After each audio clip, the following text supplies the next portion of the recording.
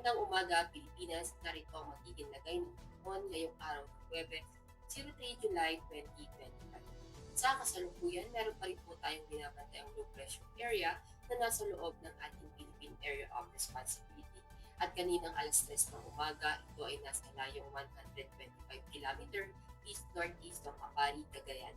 At ang nasabing low pressure area ay bumaba ang tsansa na maging ganap na isang bagyo sa loob ng 24 oras. Pero hindi pa rin maaalis ang posibilidad na ito'y maging ganap na isang bagyo sa mga susunod na araw. At southwest monsoon naman o yung hangin habagat ang patuloy na nakakaapekto sa Central Luzon, Southern Luzon, gayon na rin sa Visayas at Mindanao.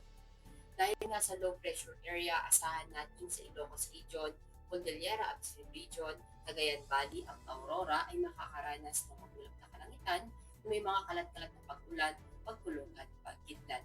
At dahil naman sa southwest monsoon o yung hangin habagat, asahan natin sa Metro Manila, Pangasinan, Zambales, Bataan, Cavite at Batangas ay makakaranas ng mga occasional rains.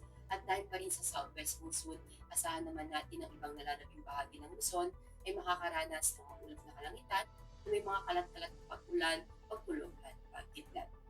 At dahil pa rin nga sa southwest monsoon, asahan natin sa western Visayas ay makakaranas din ng maulap na kalangitan na may mga kalat-kalat na pag-ulan, pagkulog at pagkidlat.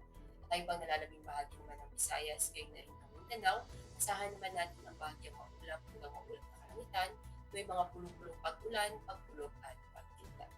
At para naman sa magiging tagay ng panahon sa mga susunod na araw, sa Biyernes hanggang Linggo, asahan natin ang maulap na kalangitan, may mga kalat-kalat na pag-ulan, pagkulog at pagkidlat dito sa Metro Manila, Cavite, Angeles, Lipa, Puerto Princesa, Calayan Island, at Philippine Isles. At sa Lapu-Lapu naman, sa Biyernes hanggang Linggo, asahan naman natin ang bahagyang maulap hanggang maulap na kalangitan na may mga pulong-pulong pag-ulan, pagkulog at pagkidlat. Gayon na rin sa Davao at Zamboanga. Para sa ating astronomical data, ang araw ay sumikat ng 0531 at lulubog mamayang 18:09.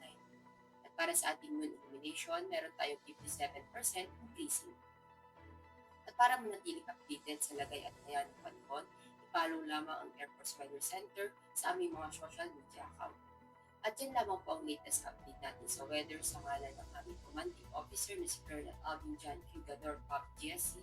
Ako si Sergeant Ashley F. Kapalangan, Philippine Air Force, Weather Forecaster ng Air Force Weather Center. Muli, magandang umaga, Pilipinas.